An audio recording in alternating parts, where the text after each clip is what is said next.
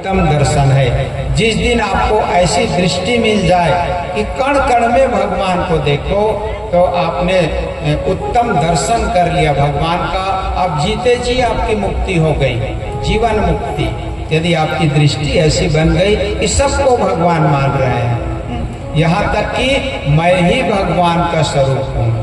आप सभी लोग अपने आप को भगवान का रूप ही मानो। अहम ब्रह्म अस्मि या अहम ब्रह्मास्मि बोल देते हैं। हम सभी भगवान के रूप में, कण कण में भगवान विराजमान है ऊर्जा के रूप में। ऐसा भाव यदि आ गया तो वो जो है उत्तम दर्शन है कहा गया है।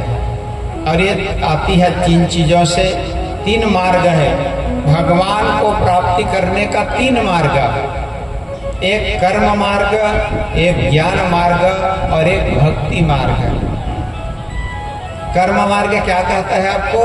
कर्म मार्ग कहता है कि तू अच्छे कार्य कर जीवन में, सत्कर्म ही कर। मनसा वाचा कर्मणा, मन से, वचन से और कार्य के द्वारा तुम सत्कर्म ही करो तो भगवान मिल जाएगा। परंतु बड़ा कठिन मार्ग है ना भाई, बहुत कठिन है। तुम अच्छे कार्य करो, आजकल ये कलयुग में संभव नहीं हो पा रहा है। अरे आदमी अपने कार्य को रोक देगा, जुबान को रोक देगा, किसी को दुर्वचन नहीं बोलेगा, परंतु मन में तो निंदाचारी आ ही जाता है, ईर्षा ही जाता है ना भाई। मन को रोकना बड़ा मुश्किल है कलयुग में। तो सत्कर्म करो, अच्छी बात है, परंतु संपूर्ण रूप से सत्कर्म करना बहुत कठिन है। यदि कर सकते हो तो अच्छी बात है, तो भगवान मिल जाएंगे, साक्षात मिल जाएंगे। तो मार्ग कठिन है। दूसरा मार्ग है ज्ञान मार्ग। खूब पढ़ो, वेद पढ़ो, शास्त्र पढ़ो, पुराण पढ़ो और खूब ज्ञान प्राप्त करो और अपने आप को जान जाओ कि मैं कौन हूँ, और भगवान का दर्शन हो जाएगा। वेद पढ़ो, शास्त्र पढ़ो, परंतु एक मार्ग भी बड़ा कठिन है। वेद क्या कहता है जानते हैं? हमारे चार वेद है ना, ऋग्वेद, यजुर्वेद, सामवेद और अथर्ववेद। वेद कहता है तुम सबको त्यागो और निकल जाओ वन में और भगवान का ध्यान करो। क्या कहता है वेद? सब त्यागो, धन त्यागो, पत्नी त्यागो, बच्चे त्यागो, धन संपत्ति त्यागो, सबको त्यागो और निकल जाओ। बड़ा गड़बड़ है ना भाई, एक गुटका तो छूटता नहीं है ना, सबको त्याग दो, रुपया पैसा कौड़ी। हाँ नहीं, बड़ा कठिन मार्ग है। और तुम जंगल चले जाओ, भगवान मिल जाएंगे, तो बड़ा कठिन मार्ग है। चल सकते हो तो अच्छी बात है। और तीसरा मार्ग है भक्ति मार्ग, जो यहाँ पर आप कर रहे हैं, जो घर में पूजा पाठ करते हैं, भजन कीर्तन करते हैं और कथा सुनते हैं, भागवत सुनते हैं, रामायण सुनते हैं और जो भी कई ठो ग्रंथ सुनते हैं, ये भक्ति मार्ग है। और ये सरल मार्ग है।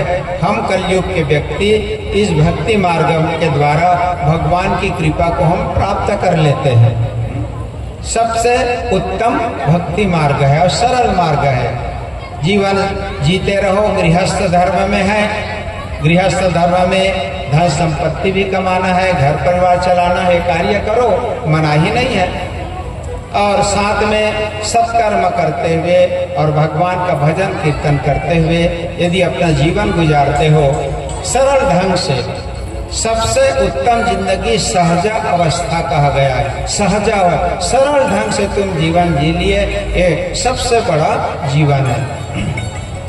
तो भक्ति मार्ग को श्रेष्ठ कहा गया है, जो अभी आप लोग बैठ के यहाँ पर कर रहे हैं, कथा सुन रहे हैं। अरे भाई, वृंदावन में गोपियों के पास क्या था भाई? गोपी क्या पढ़ी लिखी थी क्या? नहीं, अनपढ़ थी। गोपियाँ क्या धनवान थी क्या? नहीं, बिल्कुल गरीब झोपड़ी में रहते थे। फिर भी भगवान जबरदस्ती उनके घर में जाते थे, गोपियों के घर में, है ना। गोपियाँ भगाती है, लल्ला भगो भगो, नहीं मैं तो जाऊंगा। क्यों? क्योंकि प्रेम था। भक्ति माने प्रेम होता है, भगवान के प्रति श्रद्धा, भक्ति, प्रेम यदि आपके मन में उत्पन्न हो गया तो भगवान जबरदस्ती आपके पास आएंगे और अपनी कृपा आपको देते जाएंगे भगवान, यदि मन में श्रद्धा, भक्ति, विश्वास ले आए तो। गोपियों जैसे, गोपियों की भक्ति इतनी दृढ़ थी, वो तो कृष्ण भगवान चले जाते थे ना, फिर भी गोपियों को पता नहीं लगता था। सबको श्याम रंग, कृष्ण भगवान किस रंग में है? श्याम रंग में है ना भाई। सब कण कण में श्याम रंग, कण कण में कृष्ण देखती थी वो गोपियां, कण कण में कृष्ण है। ऐसे भगवत कथा का वर्णन अभी अगले 7 दिनों तक होगा। संपूर्ण भगवान को अपना कर्म अर्पित कर दो कहा है। हम हाथ जोड़ते हैं ना भाई, भगवान के सामने हाथ जोड़ते हो तो क्यों जोड़ते हो, क्या मतलब है हाथ जोड़ने का, जानते हैं क्या मतलब है? आप हाथ तो जोड़ते हो। हाथ जोड़ने का मतलब है कि हे भगवान, ये हाथों के द्वारा मैं जो भी कार्य करूंगा वो आपको समर्पित है। आप समर्पण कर रहे हैं। जीवन में सब कार्य हाथों से ही करते हैं ना भाई, क्रिया शक्ति है ये। इस क्रिया शक्ति से जो भी कार्य करूंगा आपको समर्पित है। और सिर झुकाते हैं मतलब, सिर मतलब बुद्धि शक्ति है ना भाई। इस बुद्धि शक्ति के द्वारा जो भी कार्य मैं करूंगा वो आपको समर्पित है। इस क्रिया भगवान ने 2 चीज आपको दिया है, हाथ और बुद्धि। एक क्रिया शक्ति है और एक बुद्धि शक्ति है। इन दोनों के द्वारा आप जीवन में अच्छे से अच्छे कार्य कर सकते हो और बुरे से बुरे कार्य भी कर सकते हो। इन तीनों चीजों के द्वारा, बुद्धि और क्रिया। भगवान कहते हैं कि इन दोनों के द्वारा तू अच्छा कार्य कर और मेरे को समर्पित कर दे, मैं उसको ग्रहण कर लूंगा। ऐसा भागवत पुराण का वर्णन। चूंकि आज समय भी बहुत हो चुका है, सब थक भी गए हैं है ना भाई। कथा को तो कल ही ले लेंगे, 8:45 हो रहा है। चूंकि थकावट भी आ चुकी है। और लेना है क्या, नहीं है ना भाई। इसलिए आज की भी कथा को आज तो शुरुआत कर दिया, शुरुआत होना था। आज की कथा धुंधकारी आदि की कथा भी कल ही होगी। कल 3:30 बजे कि 4 बजे धूप रहता है, ऐसा बोलेंगे। 4 बजे से 8 बजे 8-9 बजे रात तक चलते रहेंगे ना। 3:30 बजे कोई आ नहीं पाएंगे, काफ़ी गर्मी पड़ रही है। 3:30 हमारा इसका समय है, दिया है इसमें, परंतु इसको 4 बजे से ही मान लो। 4 बजे से शुरू करेंगे और 8 साढ़े 8 बजे तक, जब तक हरि की इच्छा, कृष्ण की इच्छा, कथा चलेगी। आज की कथा यहाँ विश्राम लेते हैं और आरती की तैयारी करते हैं। बोले वृंदावन बिहारी लाल की जय, राधा कृष्ण भगवान की जय, राधे राधे।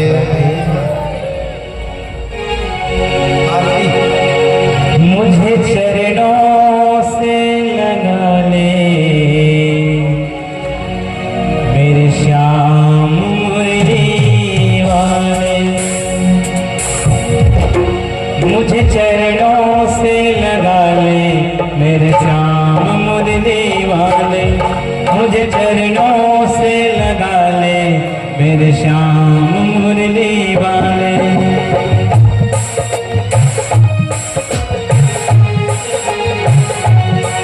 मुझे चरणों से लगा ले मेरे श्याम मुरली वाले, मुझे चरणों से लगा ले मेरे श्याम मुरली वाले। मेरे सांस सांस में तेरा, मेरे सांस सांस में तेरा नाम मुरली वाले। मुझे चरणों से लगा ले श्याम मुरली वाले, मुझे चरणों से लगा ले मेरे श्याम मुरली वाले।